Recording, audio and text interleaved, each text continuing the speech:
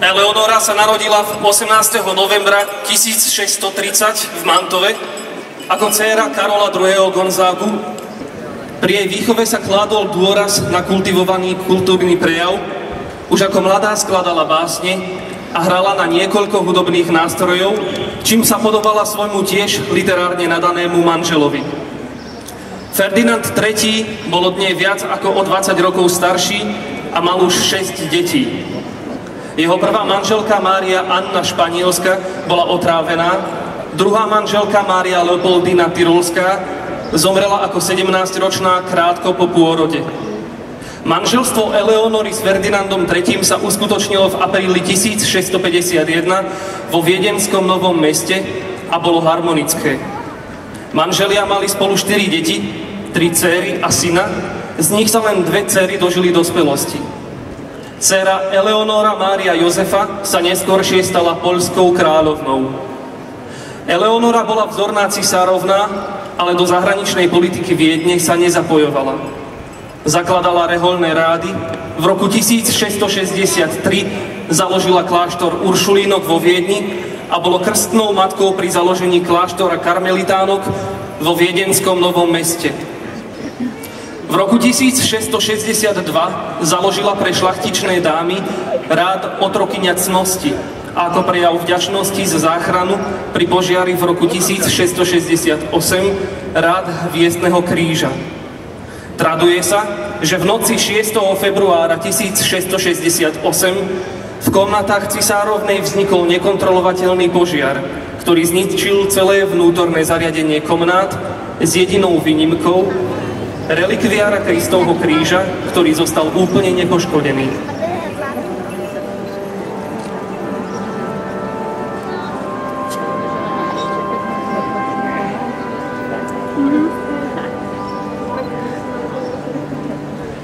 Prebehol dobu?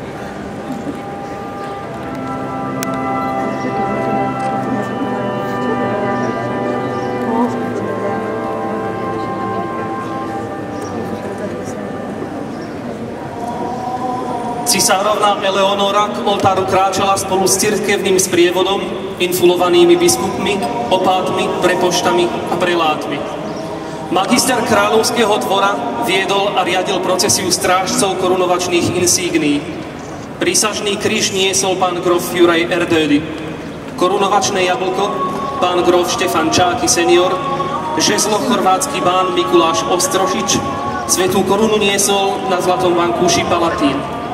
Nakoniec kráčala cisárovna Eleonora, doprevádzaná veszprémským biskupom a nitrianským biskupom, s manželkou Palatína a spolu s ďalšou dvornou dámou.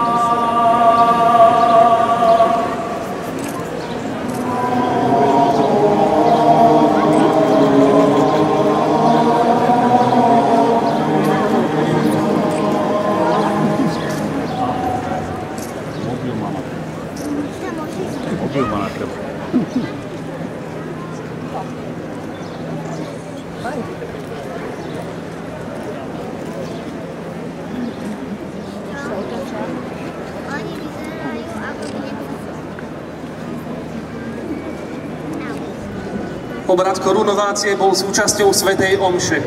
Po úvodných modlitbách cisár predstavuje kaločskému biskupovi svoju manželku a žiada ho o udelenie kráľovskej dôstojnosti. Najdôstojnejší oče, žiadame, aby si našu manželku, danú nám Bohom, kráľovskou dôstojnosťou a korunou ozdobil na chválu a slávu nášho Spasiteľa Ježiša Krista. Potom nasledujú litánie, všetci pri nich klačia, len kráľovná leží v prachu zeme pred tvárou Boha.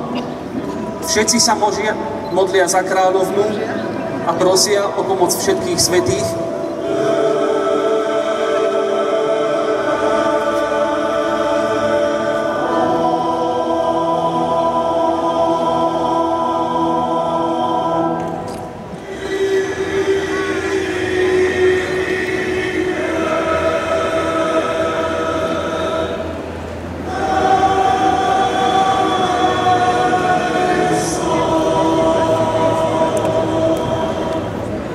Dôležitým obradom je konsekračná modlitba.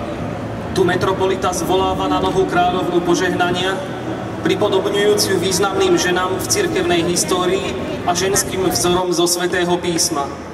Samotná modlitba je delená do 4 častí.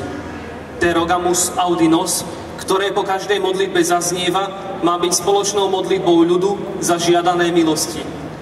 Ako potvrdenie toho, čo je žiadané, na záver zaznieva slávnostné Amen.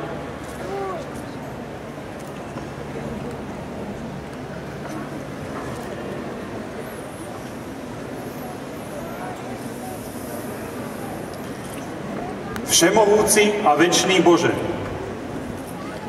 posväť túto svoju pokornú služobnicu, ktorú sme si vyvolili za pomocníčku kráľa, a udiel jej hojné nebeské požehnanie.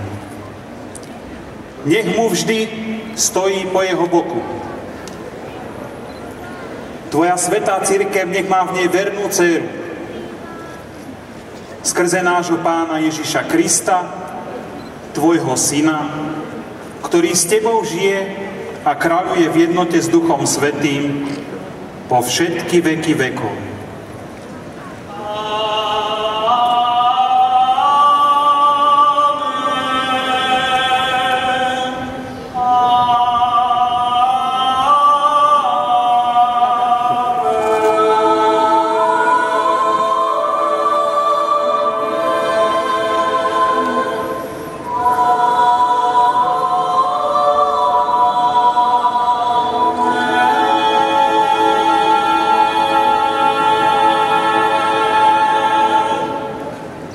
Nasleduje slávnostný obrad pomazania kráľovnej.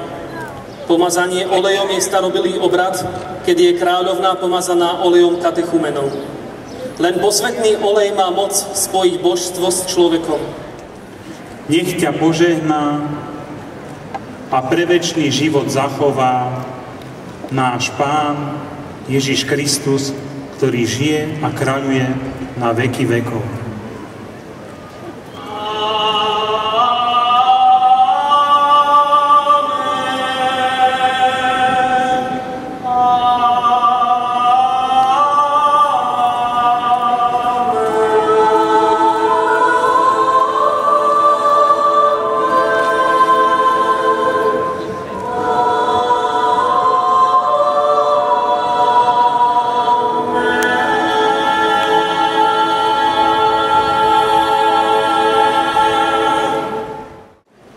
Teraz nasleduje obrad, kedy kráľovná, manželka, príjme uhorskú korunu.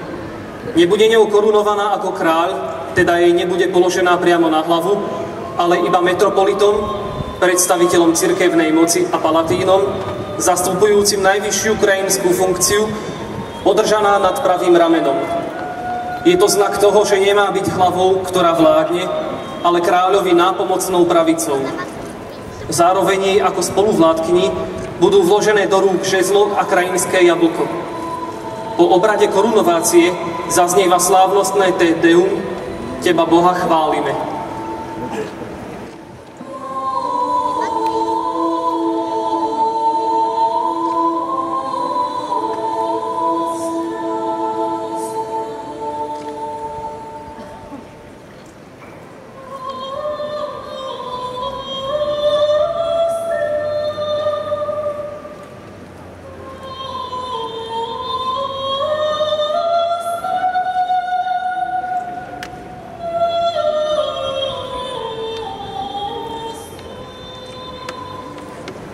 Príjmi korunu slávy.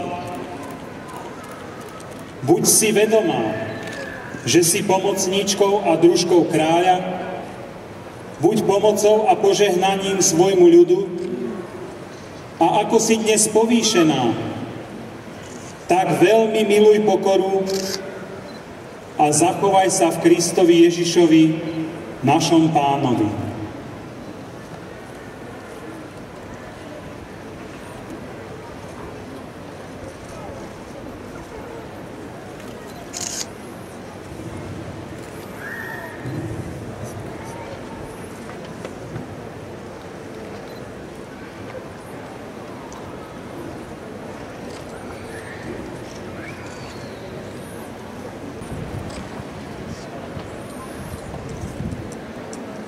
Príjmi prúd pravdy a cností. Buď milosrdná k chudobným a k opusteným. Zahrňaj láskavosťou vdovy, siroty a opustené deti. Aby ťa Všemohúci obdaril množstvom svojich milostí. On žije a kráľuje na veky vekov.